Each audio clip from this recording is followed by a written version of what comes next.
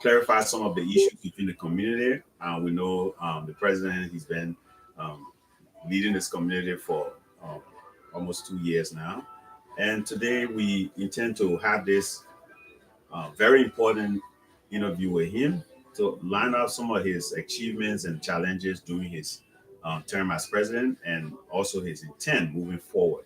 So, Mr. President, I think people watching will want to know who is Mr. Cornelius Davis. All right, so guys, please, I will come back to your question. I'm texting to see if we are getting audio. For people linking.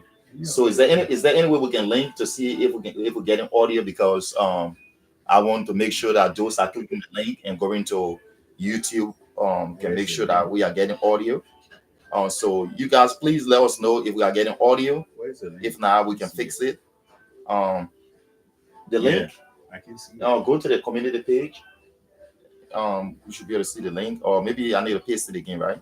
Yeah, the link is clear and Getting some? You getting sound? yeah. Okay, then we So go. please let us know if you are getting sound. Um, Let us know if you are getting sound, and then we can go into the serious matter. We said we're going to be starting at 2 o'clock, and we are going to. Uh, all right, so let me repost the link. 1 minute. I want to repost the link. I'm going to repost the link to WhatsApp. I'm going to post this as a message. Um, I'm going to repost the link. Darlington, someone just tell me that they are getting the. So we just repost the link. We are live now. Click on that link again and see if you are still getting audio. That's very important.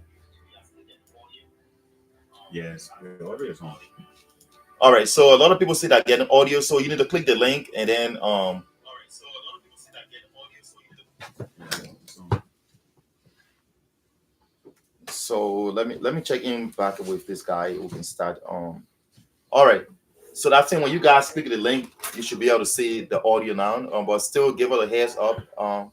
And we should be good. Yes, sir. Okay. Let's. Okay, so we are back. And again, Mr. President, thank you for having us today and thank you for this all important interview. I think the community wants to hear from you, and they're going to do that through this interview. The first thing, Mr. President, I know a lot of people hear this name, Cornelius Davis, Liberian President, Cedar Fort, Waterloo. Um, who is Mr. Cornelius? So I want to answer the question. Cornelius David. Cornelius is a very very very um guy that grew up. Saying my grandmom used to be a farmer. My mom, working class. Both my mom and my dad worked for Lamco. So I was born in Buchanan, Grand Bassa County. And you know the war, right? I have a lot of curiosity. Travel all around West Africa and Africa, Asia before coming here to the United States. And so I'm married. I got 5 kids between my wedding and I, and we got 5 kids to a very beautiful, my beautiful wife, which I love so much, been very supportive. Jackie Johnson Davis. Um, and I've been in this community for 14 years now. I've been in the community. Um, I am in university doing data analytics. Besides that, I'm a professional um, product designer and graphic designer, and my products are all out there.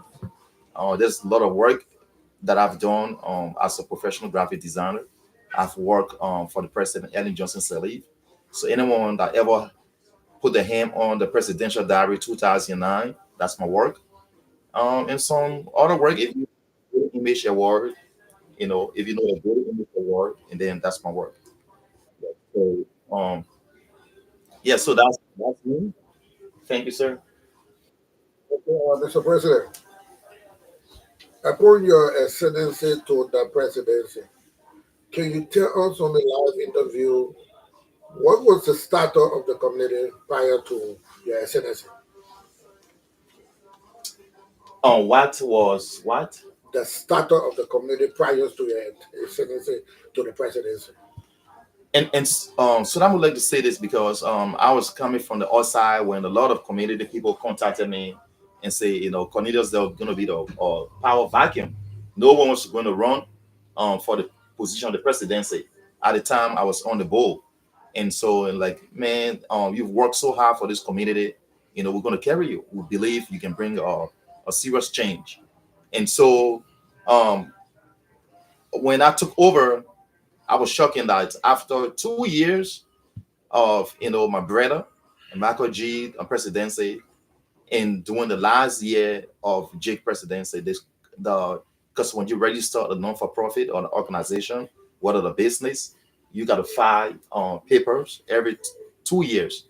And so because we didn't file the paper to know, okay, this our staff, this our this, you understand?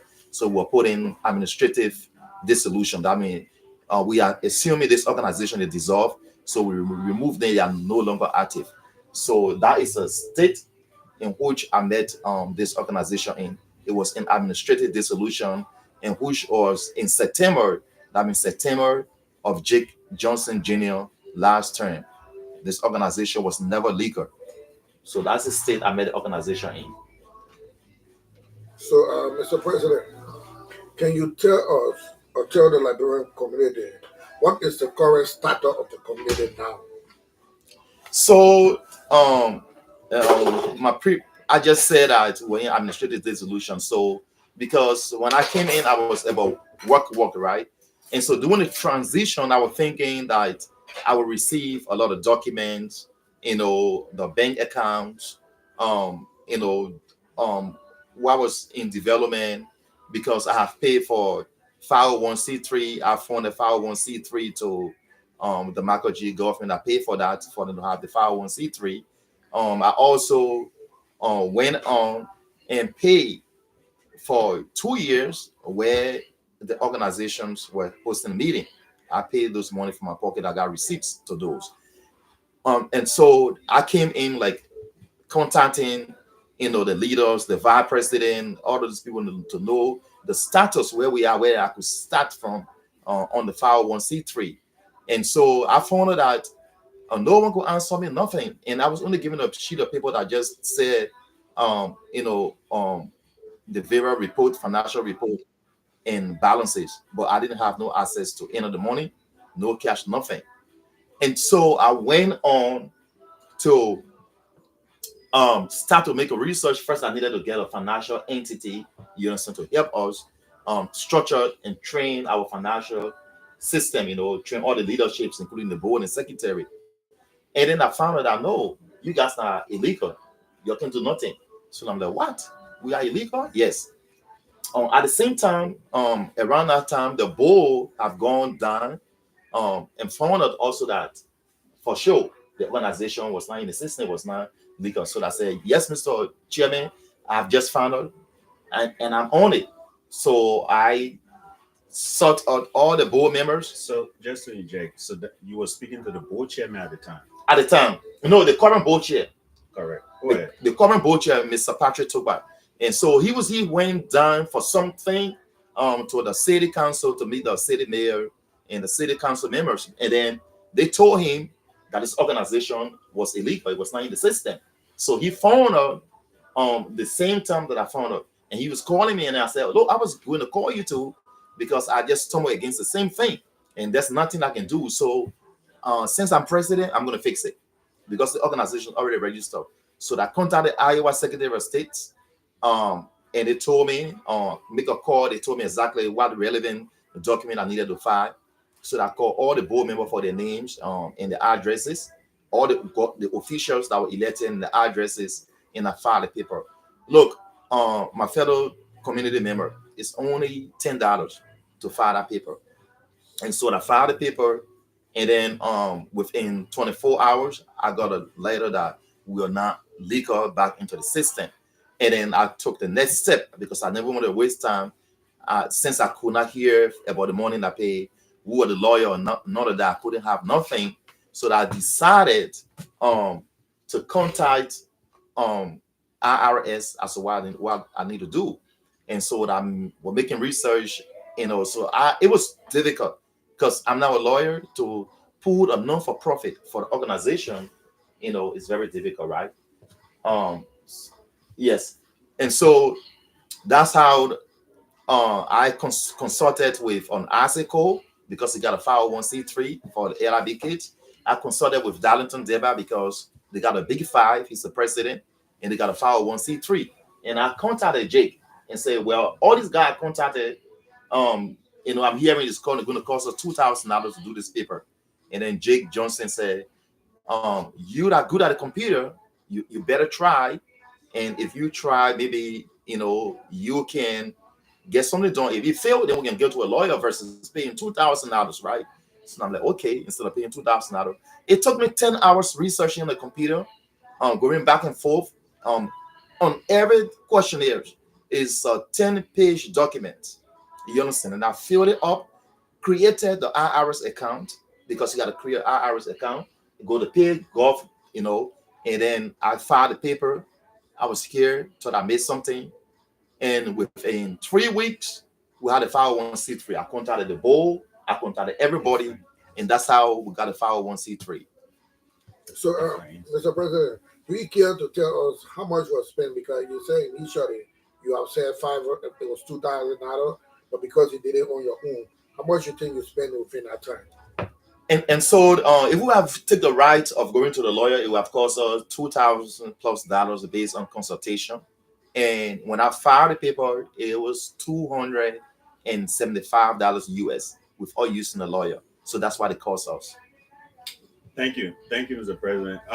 So moving forward, I know you ran for this position, you won the presidency, and during our campaign process, there are a lot of promises, right, made by our leaders.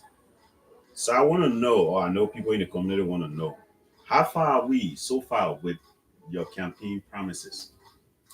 All right. And so my campaign promise when I ran against Michael G, I said first we need a 501c3 because we cannot collect money from, we can't hustle, right? We cannot be using our money and we cannot file our money back in taxes. We need a community center because we can keep having meeting, here and there on uncertainty, and then changing the organization address here and there. And two, we need resources, right? We need to train people. We need to train our kids, their culture, a lot of things because our food, we need to do all of that. And so, then when I took over after Michael G, since decided not to run again, and when I won, it's the same campaign promise. I did not change that. So one of the campaign promise, I was going to make sure that I achieved the 501c3. Yes, we did. You understand what have it. You got to remember now, this community been around for 30 years, since around 1995. 30 years, you understand? According to my record, first Liberian I settled here was around 1995. So we've been around for 30 years. You understand? And no one was able to pull this up. No one had the discussion until I started bringing this discussion up in meeting, at least for the past 10 years. Maybe those discussions happened before me, but I'm on the record for that. And then I was able to achieve that. Two, the community center, we needed land, we needed a building, we need something, right? And so how will we do that? For the past 30 years, no one had the gut to go to the city mayor. They were friends with the city mayor. They know what the city mayor office, the city council is. One of the campaign promises was I said we need a community center. So that's filed a petition to the city. I asked for the meeting, and the city mayor granted me the meeting. I was not the only person. I took 5, 6 people with me to the meeting. And the city mayor, when he saw the documents and the petition, he like, wow. He said, well, we don't have 500,000 to give you people because I'm requesting 500,000. We do not have a building to give you. But I said, but we need something. He said, well, you know what we have? He said, we got a land. We can give you the land. I said, how much would that cost? He said, no, we can give you the land for $3. We can give you the land for $3, but is there going to be the contract for you guys to build the community center between 3 to 5 years? So we were able to achieve that. He agreed. And as we speak, the city planner director of city planning is not instructed. He's looking for identifying couple of areas to show us, and we're going to choose between those three areas. It was said in the meeting, we were 5, 6 people in our meeting again. On Richard Wading, on Jake Johnson, on Willow, you understand, and some other Liberians that are with me. I just named few people. The brother Willow that is taking care of the children right now. I invited him to that meeting. Abraham Masakwe and Yama Dixon, they were in that meeting. And so this is not a make-up thing. So we had that guarantee and that commitment. Then how will we build this thing? There's one of the discussion that I have with the city mayor was, look, Cornelius, if you guys are 250, if you 250 times 250 people, you should be able to build something, right? And I said, that's true.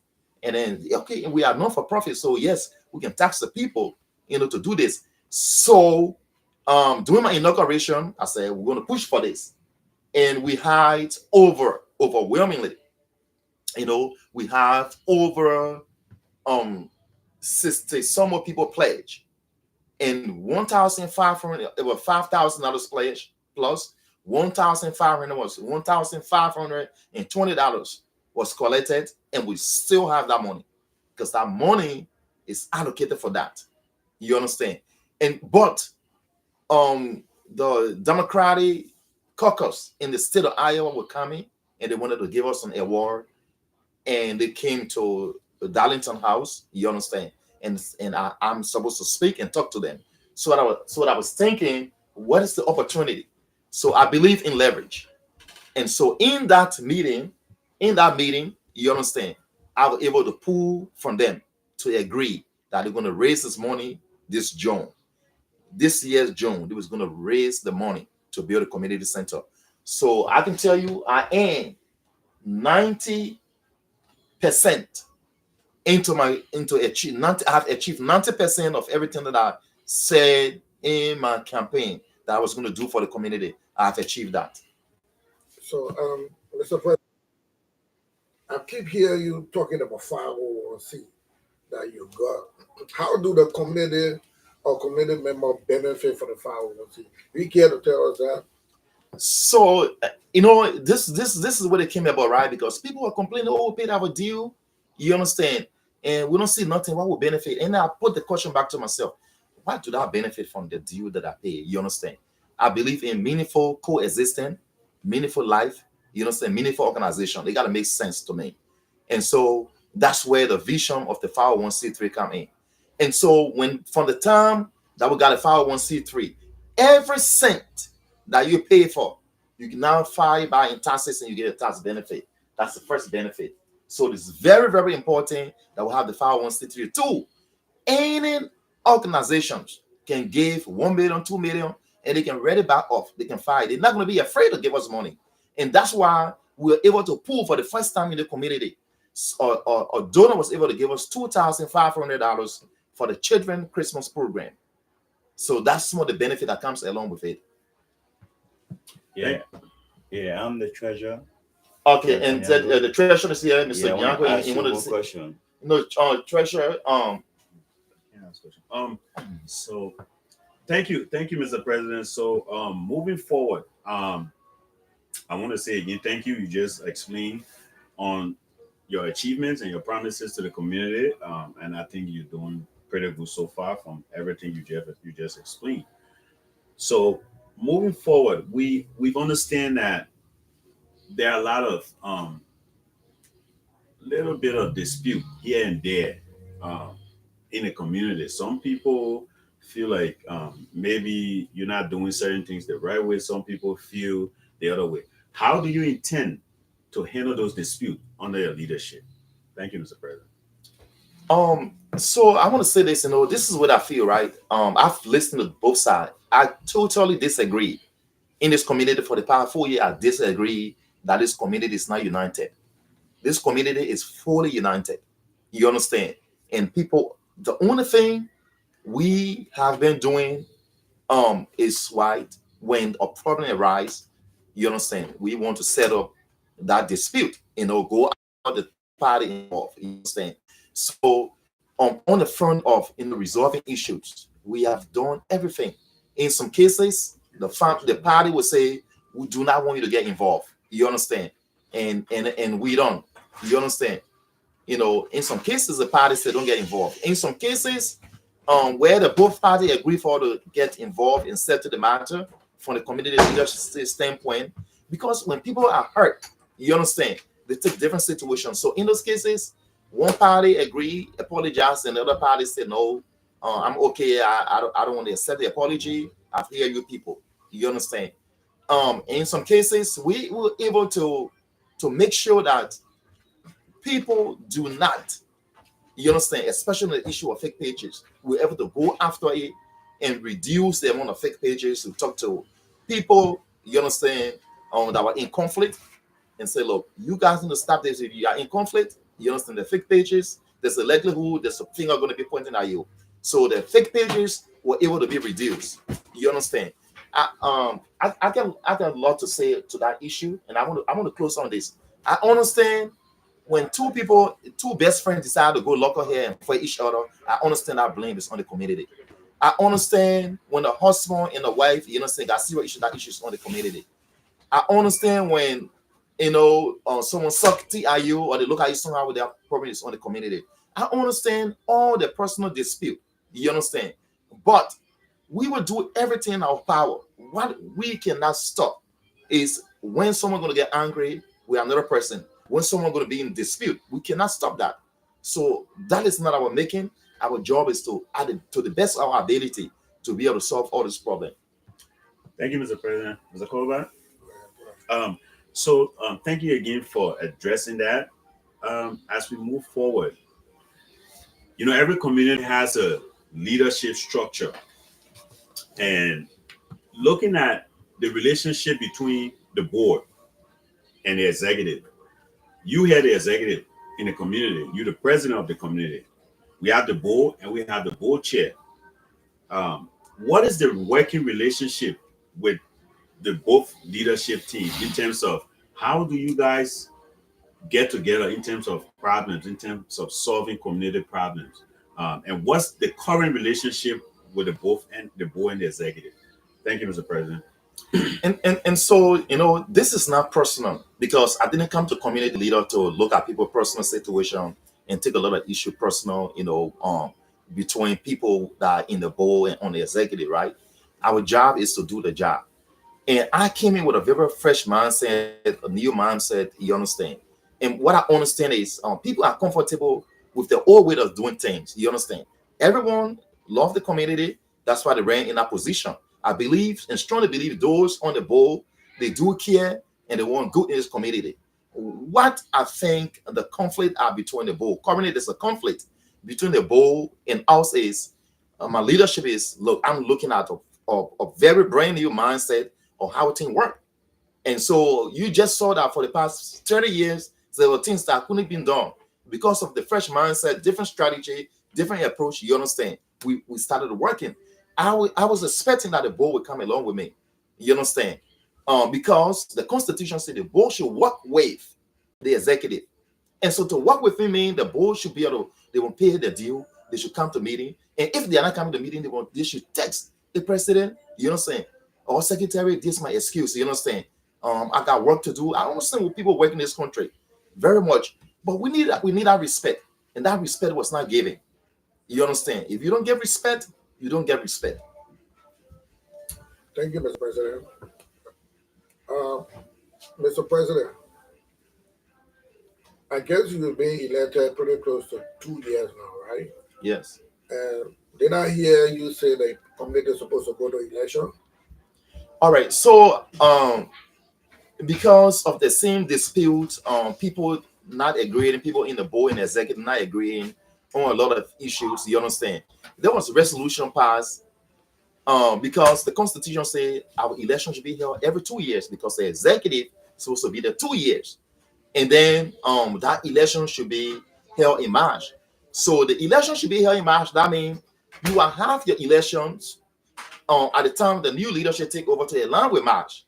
Because the election that put Michael G in power, you understand, did not align You understand?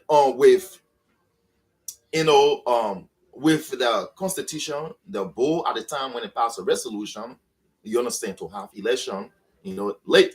And so Michael G went into it 2 years, you understand, two, and the election that brought me to power, the board had to pass another resolution to, have my election. So 2 years is going to be over in August.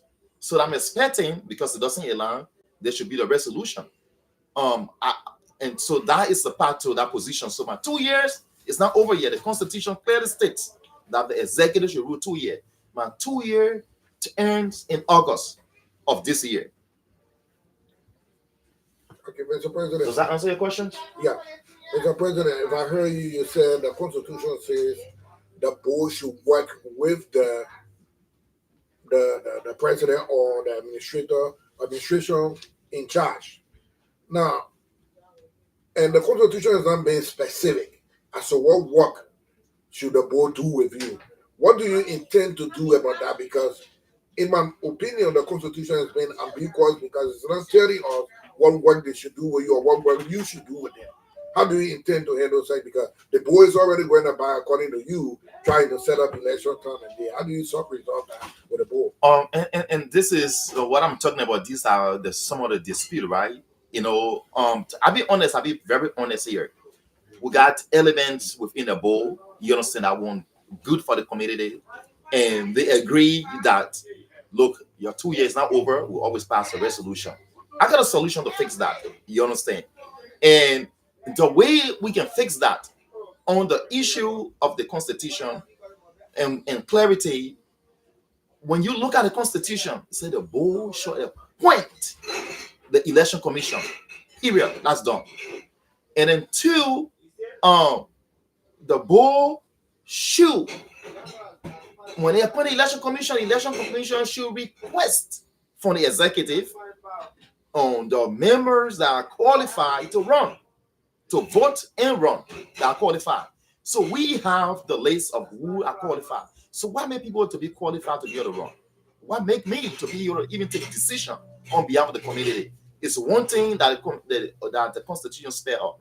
It say you must be in good standing. In good standing means you must attend meeting and you must pay your due. So the board took over in the last 4 years. They only pay 1 year due. And when we took over from the last year of Michael G and our 1 year and a half almost, the board we do not have no due record. According to the last record that I saw with the financial secretary, there's no due payment of them. And we have not seen legitimate excuses from some of the board members, not all, some of the board members, about why they will not come to meeting. So if for the board to right now to elect election commission, you understand, that was illegal because you can't have anything to say about the people when you're not paid due. For you to be able to do that, you must be current on your deal. So how can you elect election commission? So that's a serious issue. Thank you, Mr. President.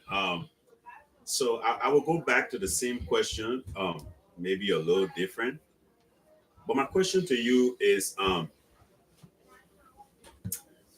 looking at our current constitution that governs this organization, are you satisfied with the current laws that were crafted for the Constitution, or do you think there should be an amendment done to the Constitution?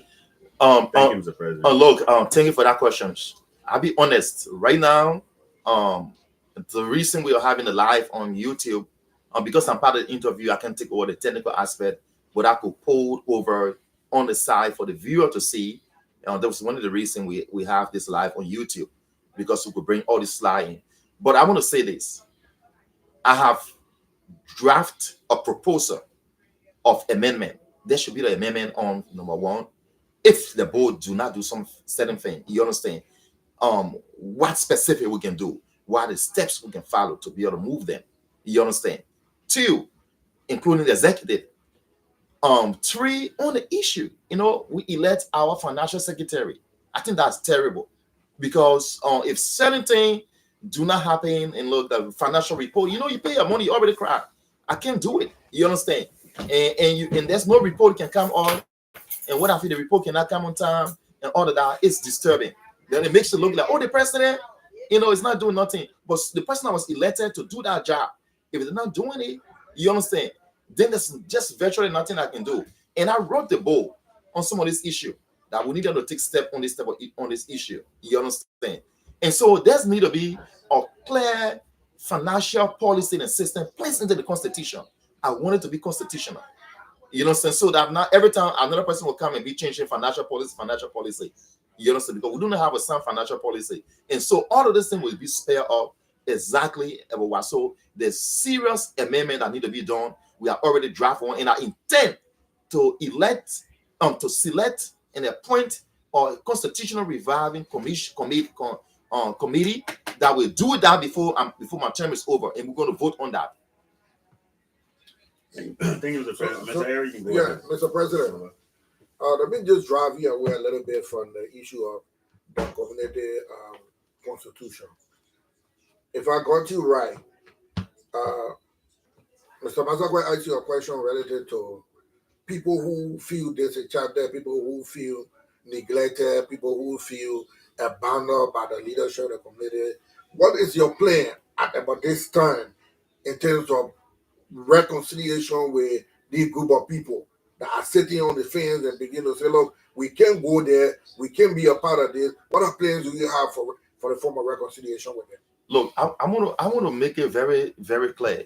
I'm a very, very private person, and I have and I love a one-on-one relationship. And so there are a lot of people dream of my leadership that will reach to a lot. Yes, some people we could not reach them because of work schedule. We work in this community, because of work schedule. So sometimes the time that I have to reach that person, they going to work. You understand? Some people work in the human service, weekend they gone. You understand? We are off all weekend. And so so this community, I want to tell you this community is together. And for those, I want to clarify something here. You understand? First, for you to be able to vote as a leader. I know the other people have been doing it. We've been passing resolution and so the people will not pay nothing. Right now, we got people that will never ever be part of this community. I can name you 5. No matter what you do, they just want to be on the side. They don't want to be part. They want to come to the meeting. They don't want to be part of the meeting. But do they still interact with other people? Yeah, we still show up to the birthday party, to the occasion, but they just don't want to be part of this thing we call law. And then there are some people that are discharging and say they were not happy. They are going away, and we talk to them. You understand? But if you have a dispute with someone and we try to settle a dispute and you guys cannot agree, and because of that you want to use that on the community, then there's nothing much we can do but what? Keep talking. To you that the community is bigger than the dispute you have with this person that you guys refuse, even though we intervene for you to settle, right? But this time around, that's what I was pushing for. Now we want to know who really care for this organization. I believe those people that support them in my inauguration that donated will be publishing their names and say, Mr. Davis, we stay with you. Like the Kekula family, the names are there. I'm talking to you people directly. I'm saying this election, I will work with the board after we settle this dispute so that we can pass a resolution that when you come in to vote, before you be allowed to vote, because the constitution says you will pay a deal, it will not be blank this time around. You're going to pay a portion of your deal, but it will not going to do because we want to know who really care. They say, put your mouth where your money is. And you guys did it for me during my inauguration. Let's do it this time around so we can do the better thing for this community. Yes. Thank you, Mr. President. So I want to go back to that question Mr. Culver just asked you. Well, in terms of the dispute that we just talked about, I overheard you saying you usually do the one-on-one. That is private, right?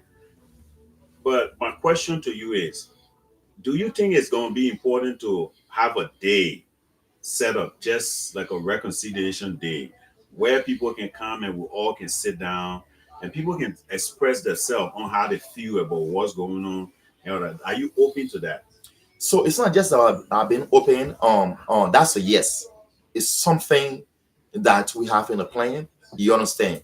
But we gotta fix the board and the executive. We got to fix the issue of the board paying the due, because I strongly believe that you can't take any decision. You can't do nothing if you don't even abide 100% in leadership by the Constitution. So for us to do that, that's why everybody say Cornelius after the money. Yes, I'm after the money because we wrote this paper, we walk in snow to read the document. People took the time, and I respect it. You understand? I don't take it lightly. So we need to bring all the executive and the board together. We're going to be 100% with the Constitution. That means we're going to pay our due. If we're not going to meet, go in the meeting, we're going to say yes. We're going to say excuse and why we can't go to the meeting. I understand for the memo. I understand. We got to do our job. I understand that. But no, not for the board. So yes, when we fix our situation with the board and with the meeting, you got to understand that this is not personal. What I'm saying is legit. It's the best way forward. You understand? If we're in leadership, because you're going to come with not just the board and the executive. All the fault is on the president. I take all the fault, and that's why I want to fix it. And so we're going to fix it from the top, and then we're all going to come together. We and them will agree, and then we will have a very big meeting for reconciliation. So, Mr. President, I want to go back a little bit on the Constitution. I heard you say um, the Constitution says it should be in good standing. Does that good standing interpretation, the interpretation is that you should pay your due? What is good standing? So I heard a lot of people try to misinterpret the good standing. The people try to twist it. It's very straight and plain. You can't second guess this thing. The major of good standing that is bearing, the major one is one, you must pay your due. And let me tell you how you're supposed to pay your due. Because when they try to spin it to you, and I know they're going to be lying to you people about it. Yes, they say you can decide every month when you come to meeting, you pay your due. Every month.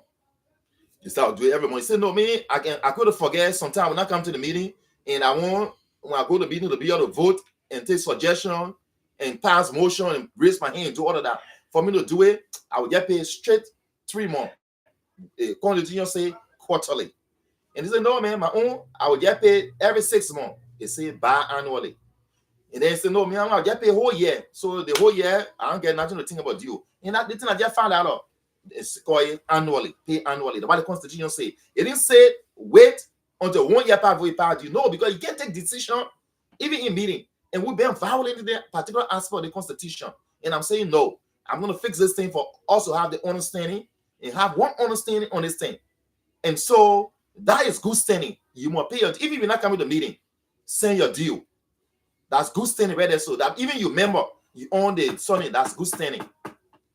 Yeah, Mr. President, thank you.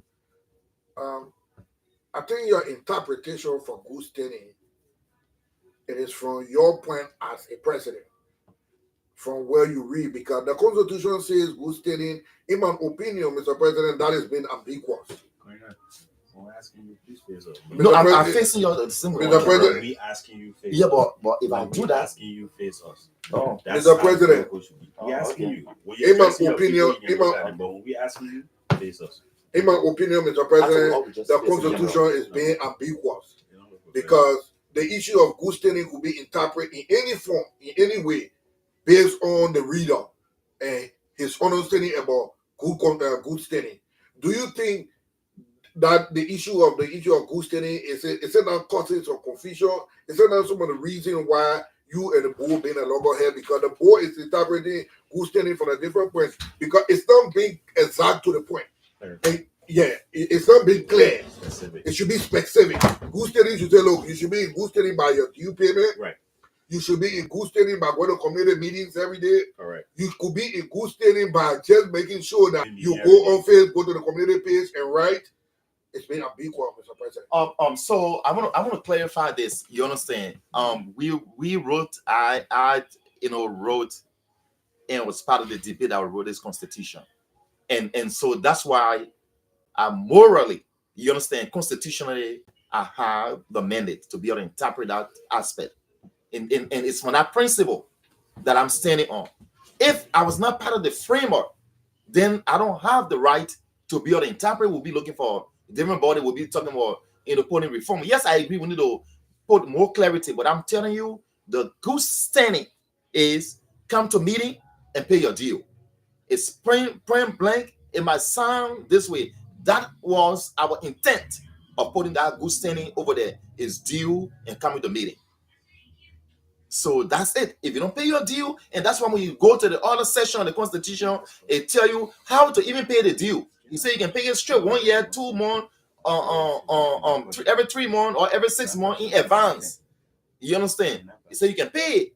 It said because if you cannot look at this. While I'm saying this is a good standing, it said you cannot be part of. You cannot take a vote in a general meeting if you're not in good standing. That means you're not even pay your due in that meeting. So that was the intent, and that's why we put it. But yes, there should be the reform to clarify and say this is good standing. Okay. Before we come back to you, Mr. President, Mr. Secretary, want to say? Finance Secretary, want to say something? Okay. Hear from the financial. I think Yeah. he has something to say. Yeah, I'm Go ahead. Jonathan, and I'm the treasurer. I just want You to are I'm ask. gonna raise your voice. You're Audible. Yeah, I want to ask the president one thing. What is one thing never feel will make you smile? No, man. Come back. What? What is one thing never feel but make you smile? Make you smile, make you happy. One thing never failed that make me happy. Yeah, make you smile. So I want to say that one thing that never failed that made me happy is God. God, and I believe in Jehovah. God, you understand? He's never failed, and he always made me happy. Okay. Thank you. Thank you, Mr. Secretary. So we have 10 minutes left to climax this interview, and we still have a few questions for the president. Um, Mr. President, we've listened to you, address most of the issues. What do you want to say to the people out there in the Waterloo and Cedar Falls community who feel disenchanted and feel like the only way they can address their grievances is by staying away instead of being part of the community or coming out and expressing how they feel about whatever is happening? What do you want to say to those people? So this is what I want to say. All right. I understand. Look, there's two aspects of it. You got people that are going to school full time and they work full time, and then they have another full time job to take care of their family, and their kids. So if you look at that, you cannot even spare a single day. So you cannot spare. But it's very, very important that I would say for us to know that you are there. You understand? It's very important that you pay your due. Two, you are disenchanted, and you feel like, look, reach out. If you don't say something to us, we will think you are good. You understand? And so reach to us, reach to the president, the secretary, and bring any idea, any knowledge. This is how we can get him going. I want to say this to one thing, because somebody came to me and said, oh, they say we're buyers. When people die in the community, this one thing that unites us. When people die, party, we all come together, right? And people find time. I know we can't find time for the meeting every month, but I want to say this. This is a sister. And people are accusing her and say we're buyers. We didn't collect money. The first when we heard, I would not call the sister name. We heard the death of a child. You understand? I put a team together right away. We went there. When we went there, we met the family. You know what the family said? And said, no, we prefer help, one-on-one help. And I said, look, you guys are in good standing. You have paid for everything in this community. And what have you? So is this the time we're supposed to reach out to you, not just by coming, but we're supposed to reach out to you financially. Our constitution, and our board will agree that we'll call it $50 per person to give to you. You understand? This family, after consultation, they say, Mr. President, we understand all of that, but we just don't need the money. So that's why, you understand, you did not see us coming around or announcing. It's not that we didn't choose, we didn't care for that family. They decided not to collect money for the community for the death of the child. Thank you, Mr. President. Let me just ask you my closing question, Mr. President. Can you tell us what are some of the challenges faced by your administration currently? So just the challenges, a serious one that I face by my administration currently is on the issue of everybody coming together at all time. It's one of the biggest challenge. Two, one of our biggest challenge is everyone was elected, and especially on the issue of finances. You understand? I would have pushed that every month on the community website we post our financial something. It's one of the biggest challenge where we just can't get to do that. You understand? On being clear on the financial something. And which I have the authority and I'm following all the steps. And this is why it is important that the board work with the executive to make sure they solve this little dispute. You understand? Remember, for the past 4 years, during the 2 years during the Magoji government, he did not have the account. The Magoji government did not take over the financial account from Jake Johnson. So all the transaction they were doing, you understand, those money, I don't know where it is. We didn't have this money. So when I took over, I fought for that until we have the account, the official account of the organization. So we have it in our authority.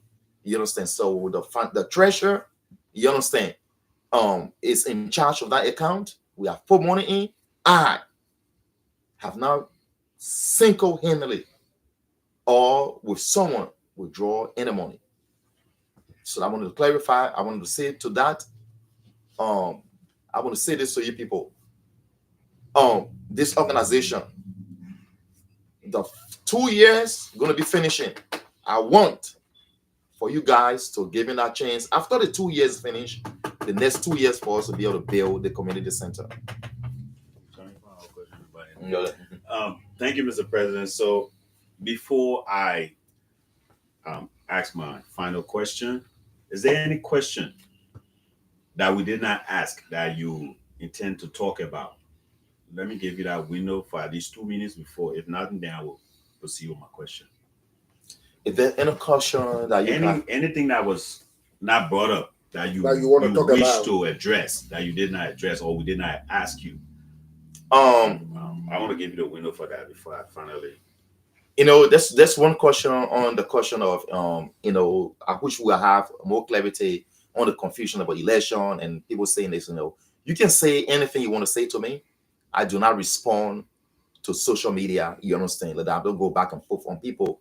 I do my conversation in the community group chat, which is private.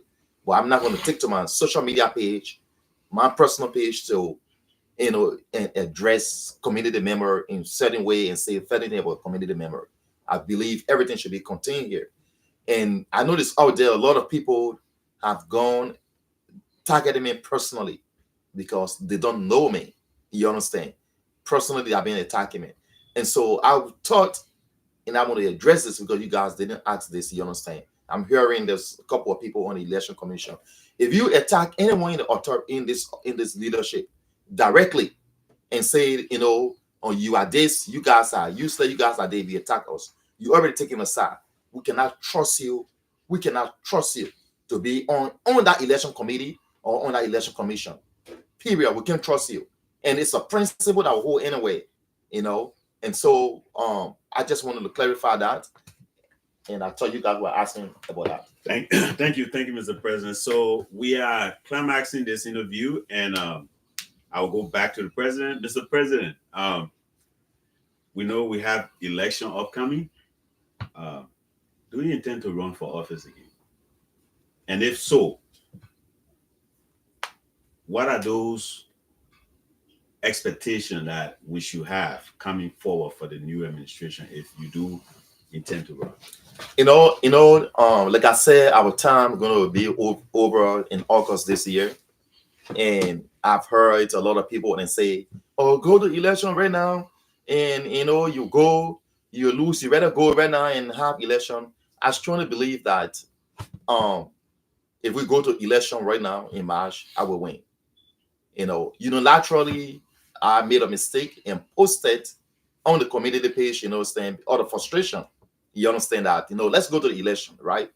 But after the executive, people in the executive call into a question and say, look, we did not have that decision. We are executive. And when we came back for the meeting, the executive decided that our time is not over and we intend for our time to over. And so I agreed and I said sorry and I misspoke. So when our time is over, I'm going to run again. And I can tell you that one reason why you guys going to vote for me again, because I can promise you, you will be having a community center already before the next election. I can tell you that. Thank you. Thank you, Mr. President. So that's it for this interview. But before we climax, I would like for you to have your closing statement. If you have anything to close us. So I want to say this, okay? In my closing statement, I want to say this. I love every one of you, even those that have spoken in negativity on their personal Facebook page, you understand, in private against me. Trust me, I love you. And I do not have an enemy in this community. So if you're thinking that you're my enemy or you want to make enemy to become an enemy, you're making a mistake because I don't see you that way. I don't think that way. You understand?